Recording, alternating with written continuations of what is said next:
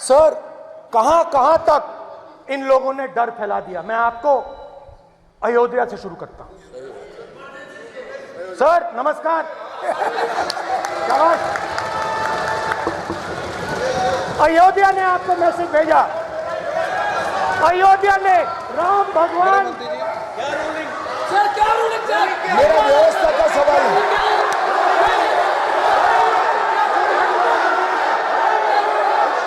इस सदन के नियमों की पुस्तिका, इससे कुछ सदस्यों को क्या मुक्ति दे दी गई है? आपके गाइडेंस के बाद भी बार बार तस्वीर बताना, पूरे बीजेपी को हिंसा कर रही है ऐसे कहना, खड़े होकर एक दूसरे के बीच में हस्तधून करना, सारे नियम इनको लागू नहीं होते हैं। नियम मालूम नहीं है तो ट्यूशन रख ले साहब। सदन इस तरह से नहीं चल सकता है। ये सदन, मेरा आपसे आग्रह है कि ये सदन ऑर्डर में रहना चाहिए, नियमों के अनुसार रहना चाहिए। ये हम सभी सदस्यों का आपसे विनंती है। ठीक है सर। एक मिनट प्लीज।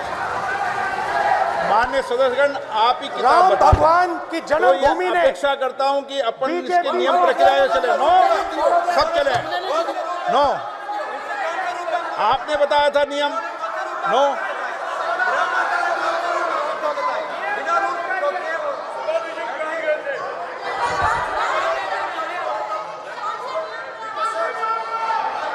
माइक दीजिए सर। हाँ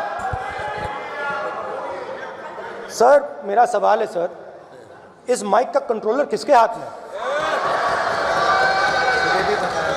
प्लीज बैठिए बैठिए सर ये ऑफ होता है, प्लीज बीच माने में ऑफ हो बैठिए जाता है। प्लीज। ये बार कई बार विषय उठ गई और बहुत गंभीर, और माननीय सदस्य, आप प्रतिपक्ष के नेता हैं, आप सदन के बाहर भी ये बात कहते हैं कि माइक बंद कर देते हैं। मैंने कई बार आग्रहपूर्वक किया कि आसन पर इस तरीके का आरोप नहीं लगाएं। नो प्लीज, बात सुनिए। आसन पर सभी दल के, प्लीज, आसन पर सभी दल के लोग बैठते हैं और सभी दल के लोग सभापति तालिका पे हैं और सब जानते हैं कि एक व्यवस्था होती है, जिस भी माननीय सदस्यों को आग्रह किया जाता है बोलने का वो बोला जाता है, और जिसको आग्रह नहीं किया जाता उसका माइक चालू नहीं होता। आप बोलने के लिए खड़े, आपका माइक कभी बंद नहीं हुआ, कभी बंद नहीं हुआ।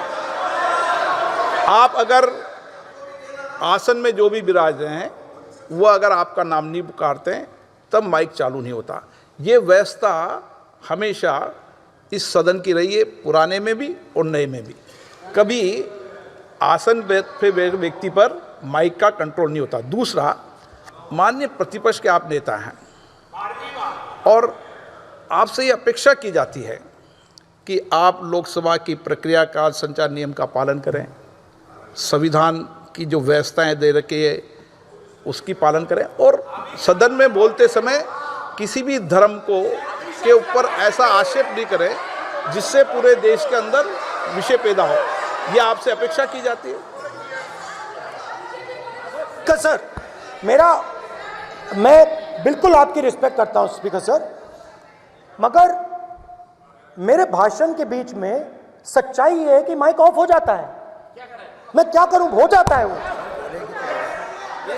अब आपने देखा मैंने अयोध्या शब्द यूज किया और माइक ऑफ हो गया। नो,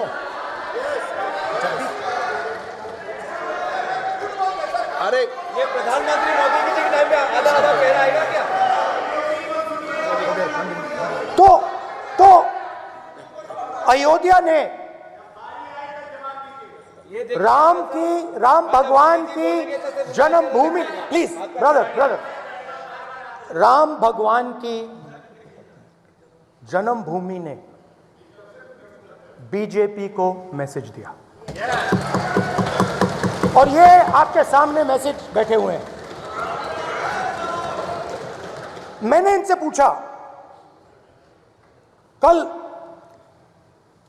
कॉफी पी, इनसे मैंने पूछा बताइए, मैंने पूछा कि बताइए ये हुआ क्या। बीजेपी ने राम मंदिर का इनॉग्रेशन किया, बोलने दीजिए, राम मंदिर का इनॉग्रेशन किया। अरे भाई आप हार गए, उसको तो शर्म करिए। नाम बोलने की कोई जरूरत नहीं है, मैं भाषण दे रहा हूं, आप नहीं दे रहे हो। मुझे बोलना है जो बोलना है, मुझे नाम लेने की कोई जरूरत नहीं, मुझे जो बोलना है मैं बोलूंगा। तो अयोध्या ने मैसेज दिया और मैंने इनसे पूछा कि हुआ क्या, और इनका जवाब आया। मैंने उनसे पूछा कि आपको कब पता लगा कि आप अयोध्या में जीत रहे हो, और आपने कहा पहले दिन से मुझे पता था। सही बात। और मैंने कहा ये क्या हुआ, उन्होंने कहा राहुल जी अयोध्या में एयरपोर्ट बना,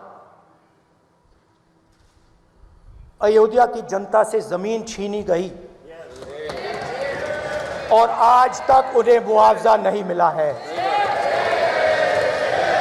उन्होंने कहा, सही बात, उन्होंने कहा कि अयोध्या में जो भी छोटे छोटे दुकानदार थे,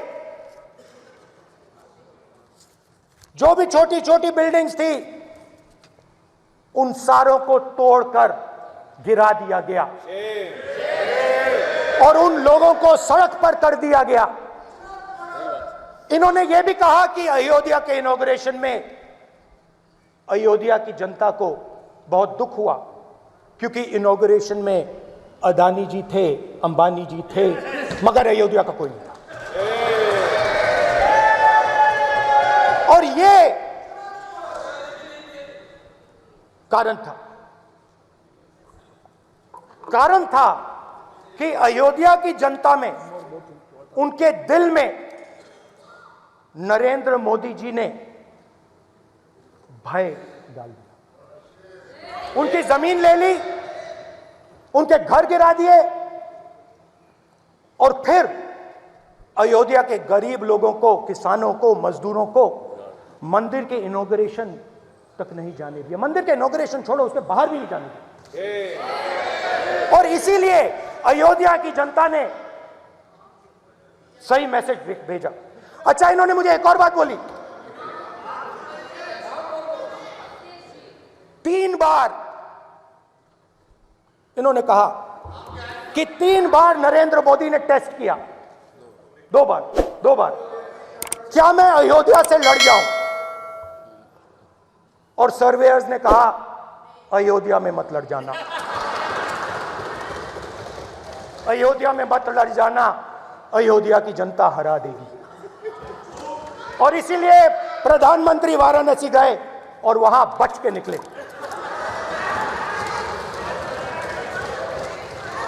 तो अयोध्या की जनता को डराया, पूरे देश को डरा दिया।